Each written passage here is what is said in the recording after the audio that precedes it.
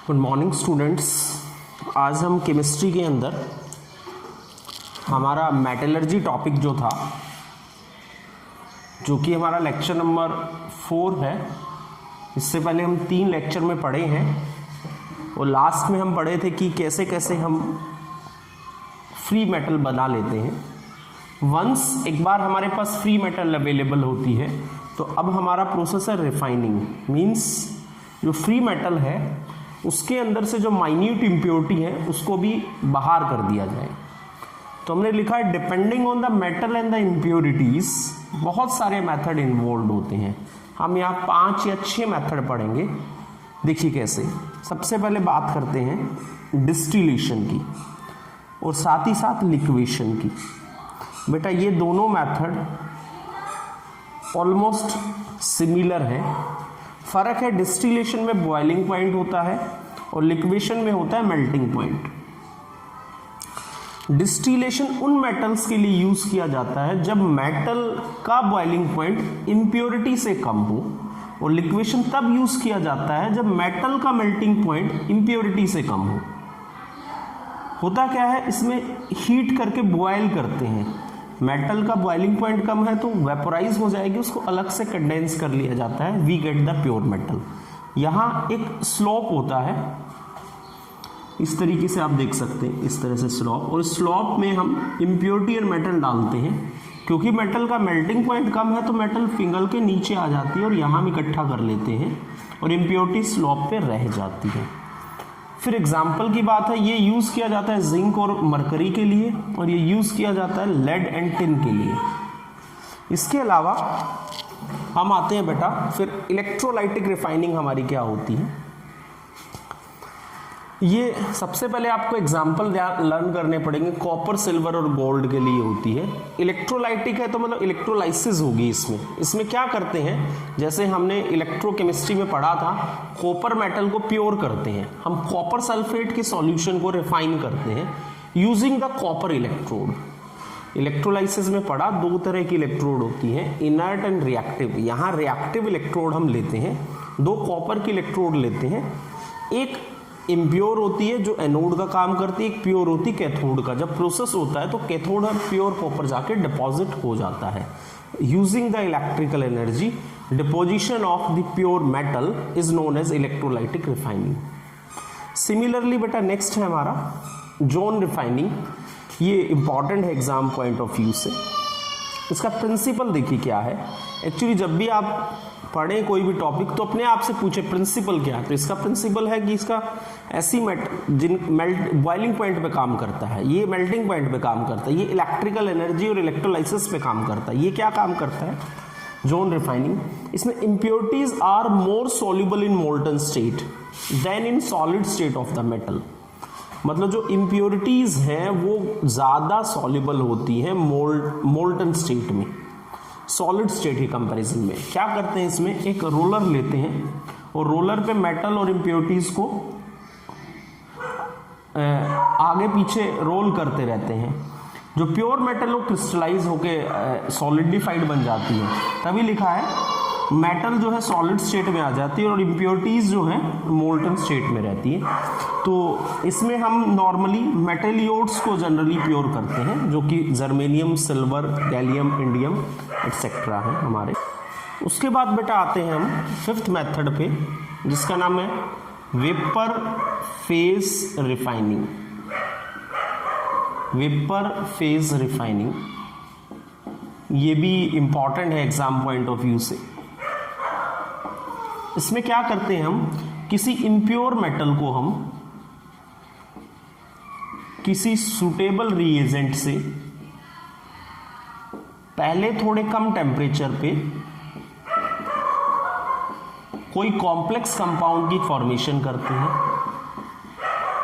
और उसके बाद फिर ज़्यादा टेम्परेचर पर, पहले से थोड़ा ज़्यादा, इस कॉम्प्लेक्स कंपाउंड को हीट करते हैं, जिससे we got the pure metal. And जो इम्प्योरिटीज हैं हमारी वो उस रिएजेंट्स के साथ एस्केप हो जाती हैं। This is a process of vapour phase refining. Why said vapour phase, क्योंकि वेपर्स हमें फॉर्म होते हैं। दूसरी बात कि किन के लिए यूज करते हैं बेटा, ये हम निकेल और जिरकोनियम के लिए यूज करते हैं। इसमें दो मेथड आते हैं बेसिकली, एक होता है मोंड प्रोसेस, कई बार एग्जाम में मोंड के नाम से आता है। इसमें हम निकल और टाइटेनियम को सेपरेट करते हैं। निकल को पहले हम कार्बोनिल कंपाउंड से, ये CO कोबाल्ट नहीं है, कार्बोनिल है, अराउंड 330 to 350 केल्विन हीट करके एक कॉम्प्लेक्स कंपाउंड की फॉर्मेशन करते हैं। ऐसे जिस कॉम्प्लेक्स कंपाउंड को फर्दर हम अराउंड 450 to 470 जब हीट करते हैं, वी गेट प्योर निकेल, हमें प्योर निकेल मिलता है और इम्प्योरिटी जो है कार्बोनिल हमारा लेकर बाहर हो जाता है। सॉरी, इसमें हम सिर्फ निकेल को करते हैं बेटा।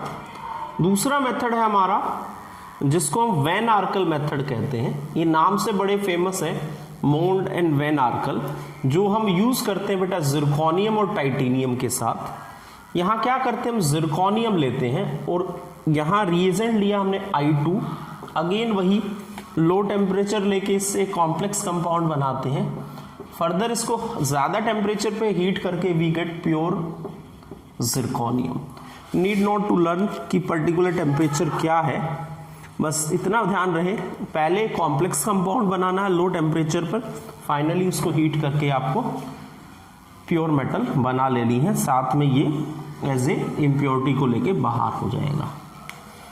तो दिस इज अबाउट हमारा फिफ्थ मेथड। आप वीडियो को पॉज करके बेटा आप देख सकते हैं। देन नेक्स्ट हम आते हैं लास्ट एंड इंपॉर्टेंट मेथड हमारा, लास्ट क्रोमेटोग्राफी। क्रोमेटोग्राफी ये न्यू एंड वर्सेटाइल टेक्निक है हमारी। न्यू मतलब नई है, वर्सेटाइल मतलब कभी भी हम यूज करते हैं इसको। मॉडर्न टेक्निक है हमारी फॉर प्यूरिफिकेशन ऑफ मेटल्स। ये जो टेक्निक है बेटा, ये हमारी बेस्ड है, प्रिंसिपल इसका जो है based on principle of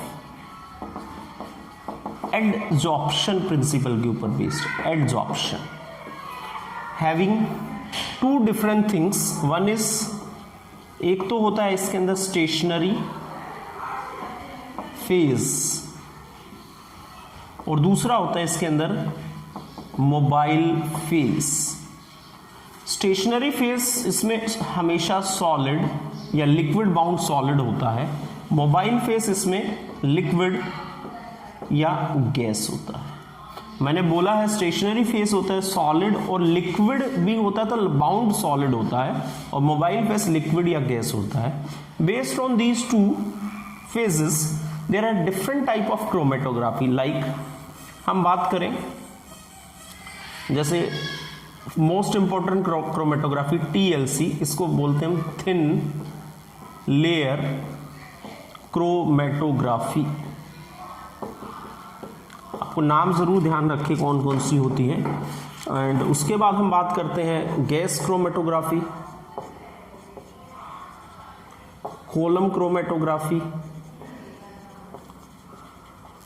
paper chromatography and many more chromatography also there. Actually मैं आपको थोड़ा सा TLC के बारे में बता रहा हूँ। देखिए क्या करते हैं TLC में, आपने स्लाइड देखी होगी इस तरीके से, जो बायो लैब में होती है नॉर्मली, छोटी देखी है, बट मान लीजिए उससे थोड़ी बड़ी स्लाइड है, लगभग स्केल के साइज की, स्केल के साइज की लेंथ है और चौड़ाई स्केल से डबल है, जो 6 इंच स्केल आता है। इस स्लाइड के ऊपर आप इसको पहले आपको वॉश आउट कर लेना है और आपको क्या लेना है, एक बीकर में सिलिका जेल लेना है। बीकर के अंदर सिलिका जेल क्या होता है, पाउडर होता है बेटा। कैसा पाउडर होता है, लुक लाइक मैदा, जो घर में मैदा होती है वैसा दिखेगा, बट ये मैदा नहीं होती, सिलिका जेल है। इसके अंदर आपको पानी डाल लेना है, पानी डाल के उसको मिक्स कर लेना है। इसको बोलते हैं हम सेलरी, सेलरी बन जाती है। इस सेलरी को आपको ऐसे पकड़ना है, हॉरिजॉन्टल नहीं ना ही वर्टिकल, थोड़ा ट्विस्ट स्लाइड को, और इस बीकर को उठा के इसके ऊपर डालना है, उससे एक लेयर बन जाएगी पूरी सिलिका जेल की आपकी स्लाइड पे। सेलरी जो है ना ही पतली हो ना ही गाढ़ी हो, ऐसी हो कि ये इसके ऊपर पूरी फैल जाए। फिर इसको धूप में रख देते हैं बेटा कुछ टाइम के लिए, बाद में ओवन में रख देते हैं, उससे एक लेयर बन जाएगी आपकी स्लाइड के ऊपर। वो जो लेयर आपकी स्लाइड के ऊपर बन जाएगी वो एक परमानेंट लेयर है, और वो लेयर बन गई आपकी स्टेशनरी फेस। स्टेशनरी फेस की एक लेयर बन जाती है। अब क्या करते हैं, जो भी आपको सेपरेट करना है, आप कोई मेटल का मिक्सचर ले सकते हैं या कोई डाई ले सकते हैं, और ड्रॉपर से यहाँ इंक लगा देंगे, और ये इंक क्या करेगी, मान लो आपने जो चीज़ लगाई है उसके अंदर दो कंपोनेंट है, एक कंपोनेंट यहां तक जाएगा, दूसरा कंपोनेंट यहां तक जाएगा। एड्जॉर्प्शन के बाद एक लेयर बन जाएगी, उस लेयर का आप डिस्टेंस नोट कर लेते हैं, उस डिस्टेंस के बेसिस पे आप सेपरेशन की टेक्निक इनके अंदर पाते हैं बेटा। दिस इज मतलब how we can perform the TLC in the laboratory. But ये थोड़ा बस आइडिया आपको रखना था, बाकी आप नाम जरूर रखेंगे याद, TLC, gas, column and etcetera. By that बेटा we completed our the chapter particularly metallurgy। इसके NCERT के क्वेश्चन हम नेक्स्ट वीडियो में डिस्कस करेंगे। Thank you very much.